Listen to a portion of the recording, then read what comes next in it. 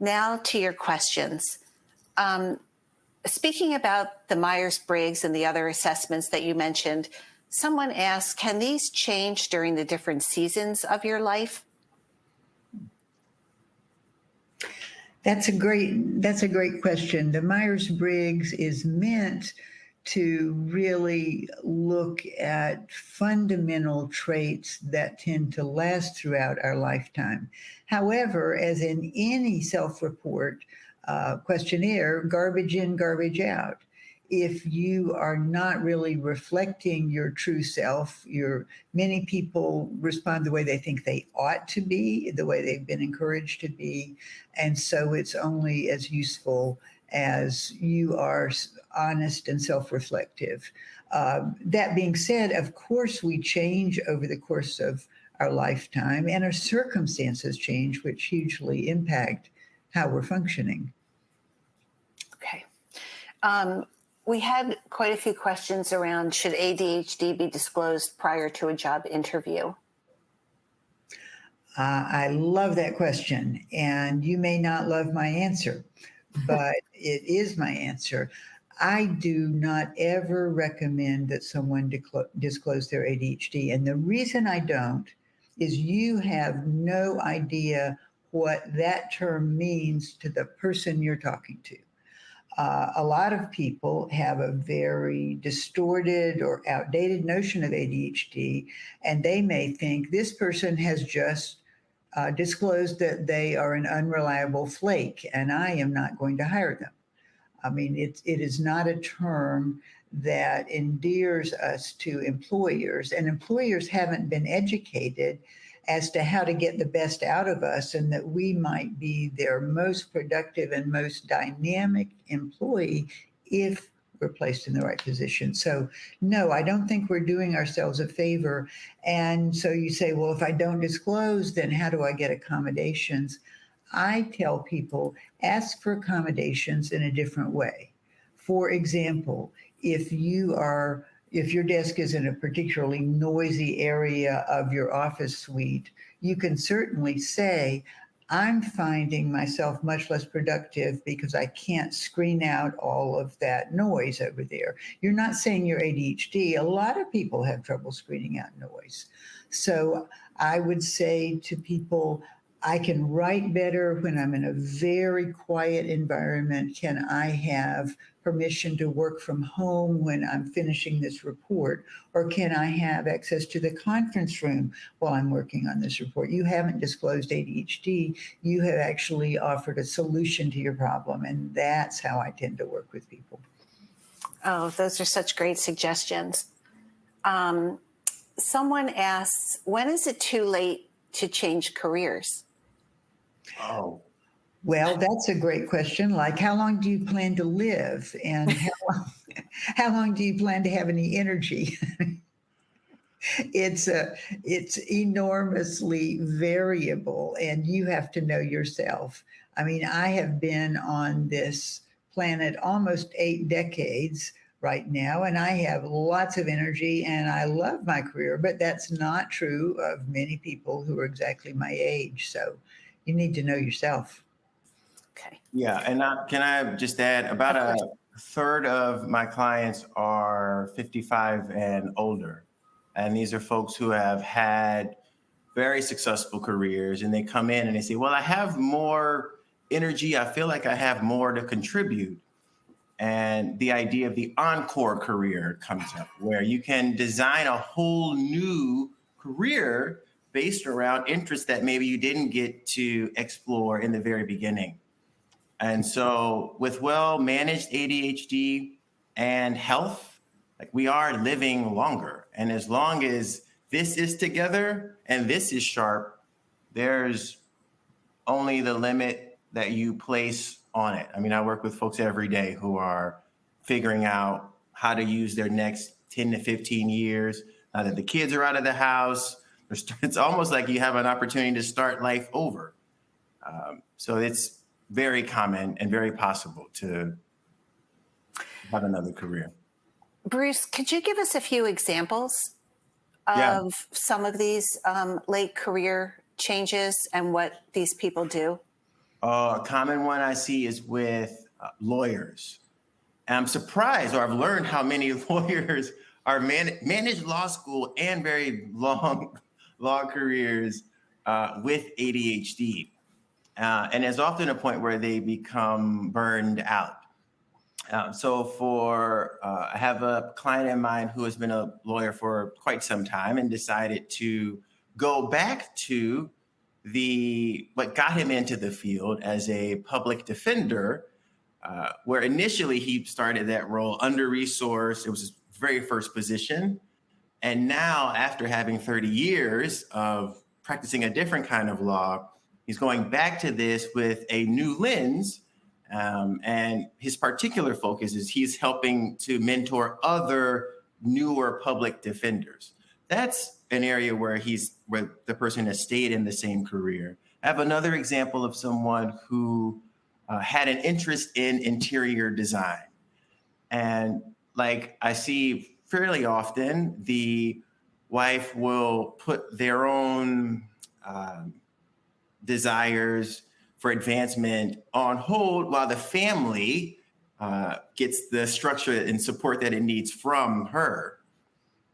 This client decided later on, I want to bring back my interest in interior design and art, but I'm not sure how. And through career assessments, we looked at, there's multiple ways for you to turn what used to be a hobby into actual products or solutions for other folks. Ultimately, the deciding factor for her was paying attention to her interest, which included one that I actually doesn't surprise me because ADHD folks are pretty empathetic. She was very good with people with end-of-life care. She had managed a lot of that for her family.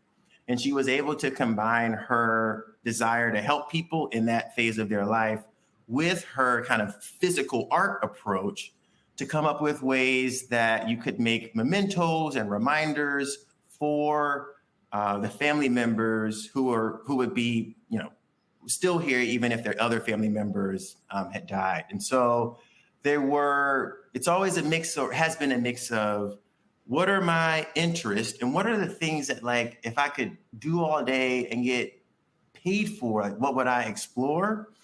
It's just a matter of like talking it out, getting a sense of like the interest essentially, and then figuring out like, how do we actually make this happen? And coming up with some low friction, like ADHD friendly ways to test and experiment until we find the final solution that they pursue. Thank you. We had a few variations on this question.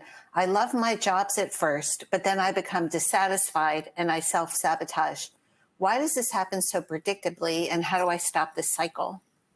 This is a great question, and I've worked with many people, many incredibly successful people who could say the same thing, because the skill set for startups, the skill set for coming up with an idea and implementing it are very different from the skill set for managing an ongoing project or concern. And I don't even consider that a problem. It's not like I need to have a different kind of brain, but to realize that about yourself and anticipate it. There's a fellow who was very well known 25 years ago, and some of you may know him now, named Tom Hartman.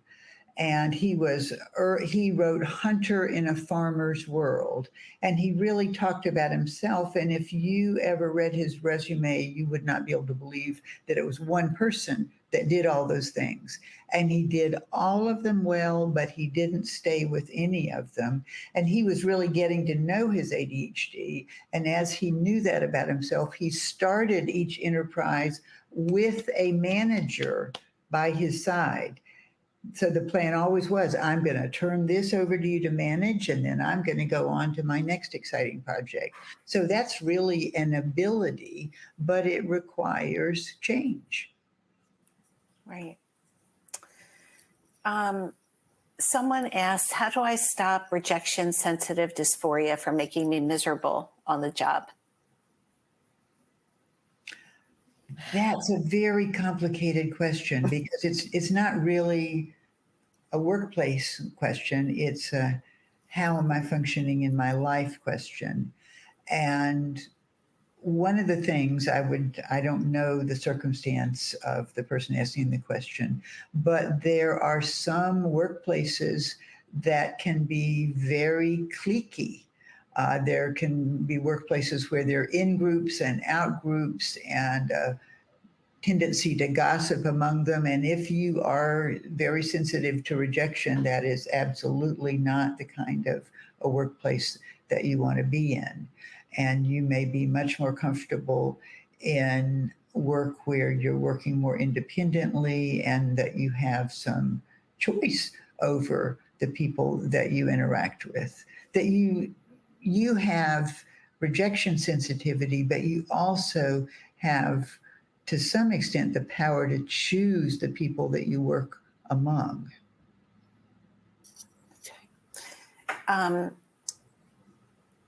Yeah, one of the questions is, how do I recognize during the interview process that a workplace might not be a good fit? Bruce, you want to take that one? Yeah, I mean, when I'm looking at a job description, even before I apply, and I see terms like fast-paced, dynamic environment, the ability to multitask, the ability to like do multiple things at once, that's not always a dead giveaway. But if I look at before going into the interview, if I look at their website and I look at the company values, I look at the company structure, I look at the messages that kind of appear, or the themes that come up as I'm doing this research, if I notice there's this trend of like, this is a, high functioning, high performance environment, and the interview I'm listening for, well, it's fine if this is a high performance environment. Is there also high support? So like, what's going to be my engagement with my manager?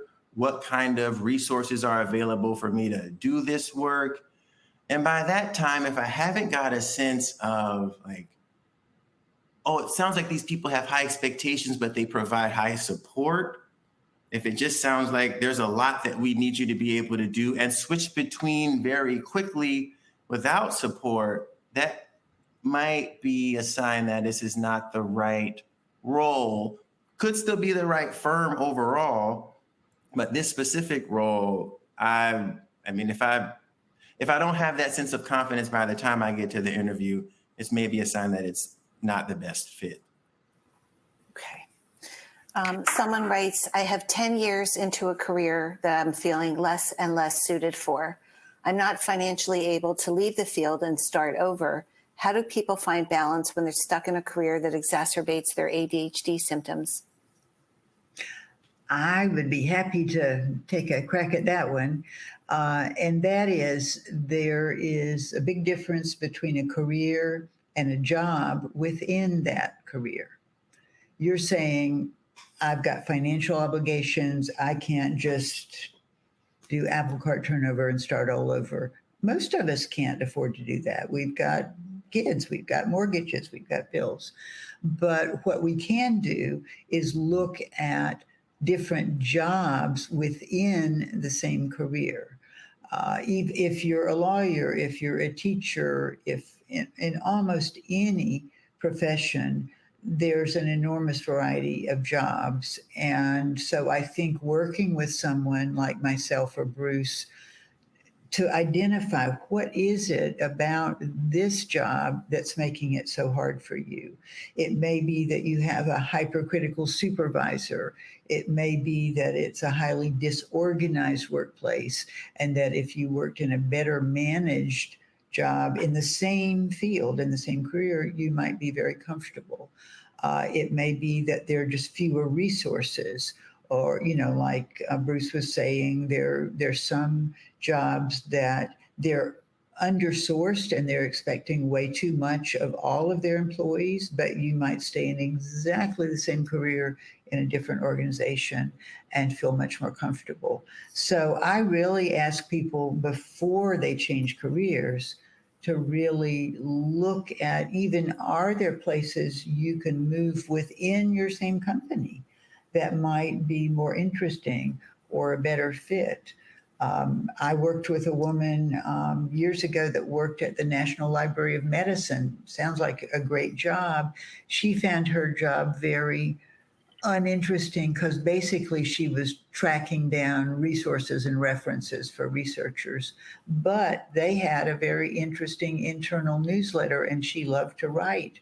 And so she started volunteering to write for that newsletter. And within a year, her job was working at that internal newsletter. And I really encouraged her and guided her to sort of shuffle over there where it was a much better match. So there are all kinds of possibilities that you probably haven't thought of within your career path.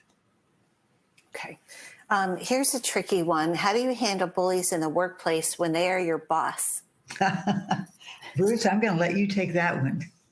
my first thought is like, maybe we need to get a new boss. I'm wondering about are they bullying you because, well, first, let me just acknowledge your immediate supervisor really has an outsized impact on how much you like your job and your work. And so that's a really crappy situation to be in if your boss is indeed a bully. I guess there's a couple of ways I might coach someone through this. If I understood that some bosses are bullies in that they'll like say one thing and not remember what they said and then be like, oh, I didn't say that. Like you should have caught that, or maybe you should have been more prepared for that. I find that it's helpful for me to just document when these things happen, like to jot down, this is what happened. This is kind of like what I'm making of this experience. And here's how I might respond to this in the future. The challenge with the bullies though, is that they're gonna be bullies. And so my first thought is, how do I get the kind of emotional armor I need to be able to like process and determine their attitude or their energy really doesn't have anything to do with me directly. I'd want to make sure that I have a way to process the emotions that come up at work, but I might spend most of my effort thinking about, you could argue, you could maybe build an alliance with other folks at work, but to have a bully as a supervisor that's a real drain. And I'm thinking, how do I carve out time to, one, take care of myself, build the skills and emotional regulation that I need, and then two, find a way to, what's going to be my exit strategy? Like if I know I have to put up with a bully for maybe another 90 days, that's more surmountable than thinking, oh, I'm stuck with this person for the rest of this year or the rest of my time at this company. Yes. Okay.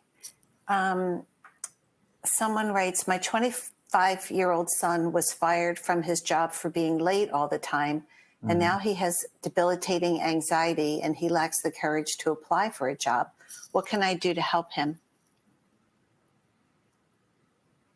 That's a very good question. And I think anxiety is a constant companion for some people with ADHD on the job, and especially young people who really, at 25, your brain is still developing. You're going to be much better at managing yourself and your work when you're 30 than when you're 25. And with any anxiety-producing situation, if I were working with that parent and their 25-year-old, I would be problem-solving to find what is the lowest anxiety-provoking situation you can put yourself in to practice developing those executive functioning skills that you need to get yourself up on time and get yourself out the door on time.